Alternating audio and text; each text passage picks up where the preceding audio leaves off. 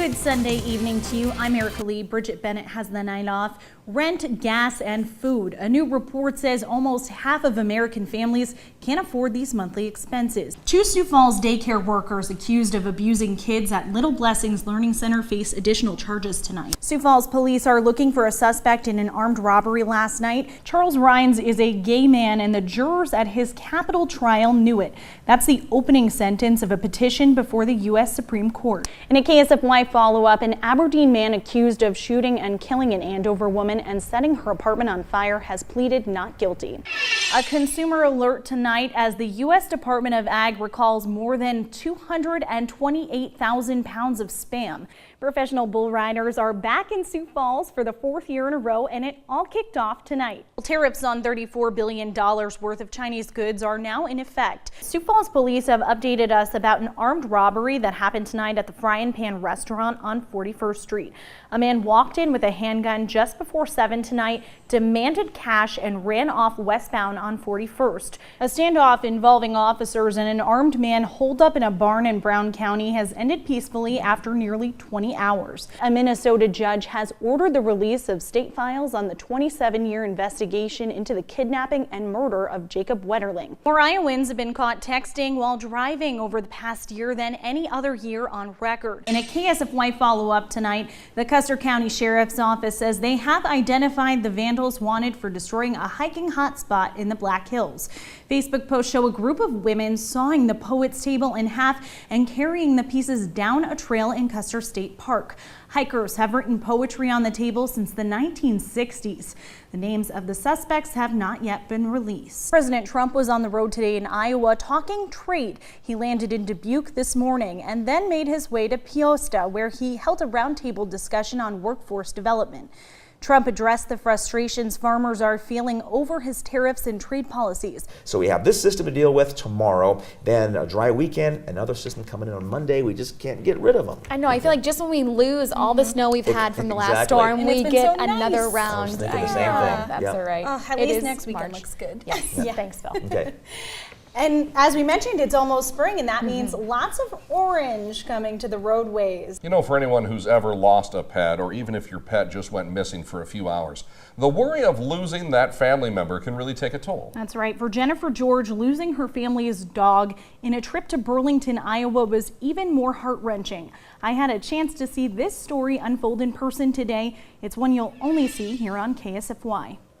A hotel room in Sioux Falls, nearly 7 hours away from Burlington, Iowa, is where we found Candy Glick, her boyfriend Grant, and a dog Glick rescued. We started getting a lot of calls just saying that there was a dog running loose in town.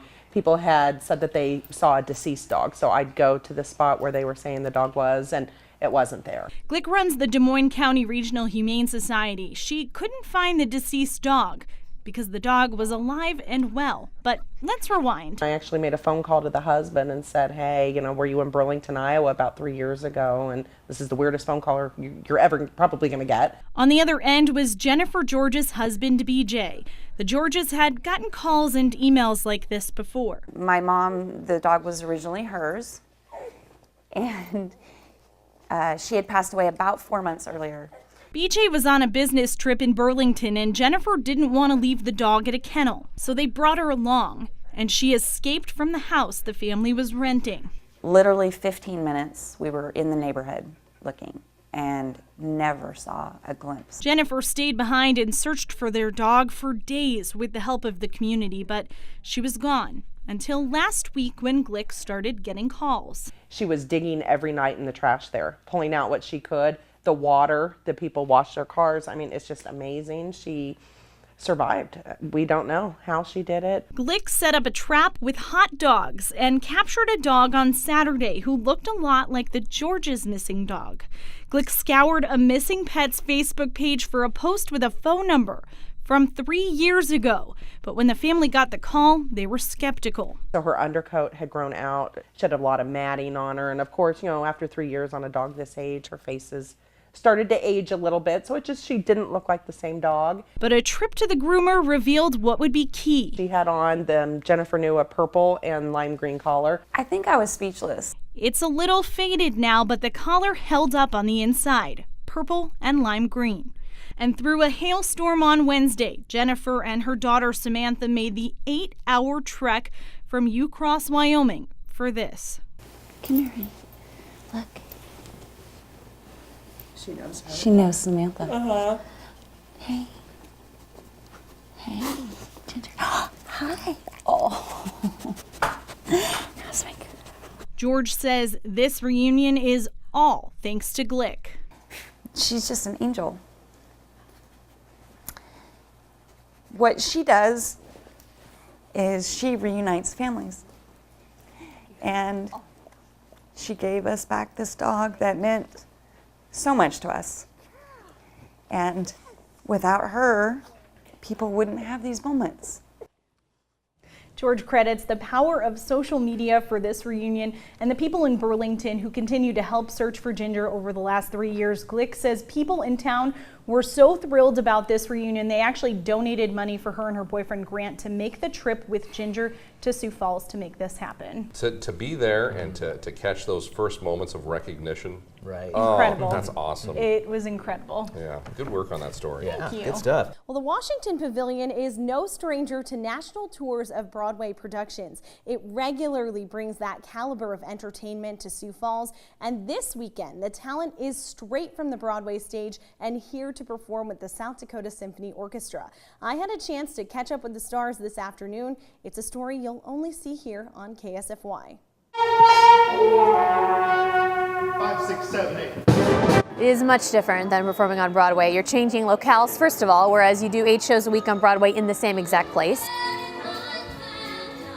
So it's really, really fun. This is so different because yes, I will be wearing a gown tonight with lots of makeup and jewelry, but I'm not in a costume per se. I'm not playing a character. It's just me getting to sing all sorts of style of Broadway music. It's been nearly 10 years since Nicole Parker and Ali Mousy shared the stage as Elphaba and Glinda in the Tony Award-winning musical Wicked. But the pair say it's like no time has passed at all. This one's my favorite. You know, I do it with one of my best friends, and it's fun to revisit the music, you know, so many years later. I won't say how many. We're so comfortable with each other, so that kind of transcends onto the stage and stuff, just like a chemistry, because we're buddies. This show, Wicked Divas, gives performers who've played the characters in Wicked a chance to perform some of that music and other Broadway songs in a totally different way. It's wildly different because the pits in Broadway are generally smaller. They're not nearly the size of the orchestra, so the sound is just simply different.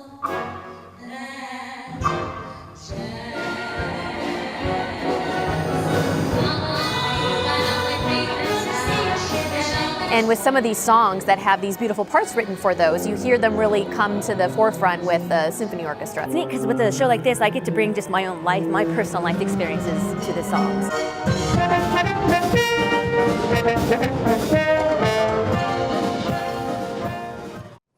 That show has a little something for everyone. It has music from many Broadway shows and pop songs. So, heat and more heat. I like this hot weather. Thank you so much for joining us. You can find the news anytime on the KSFY News app, and we hope you'll join us right back here tonight at 10 o'clock. See you then.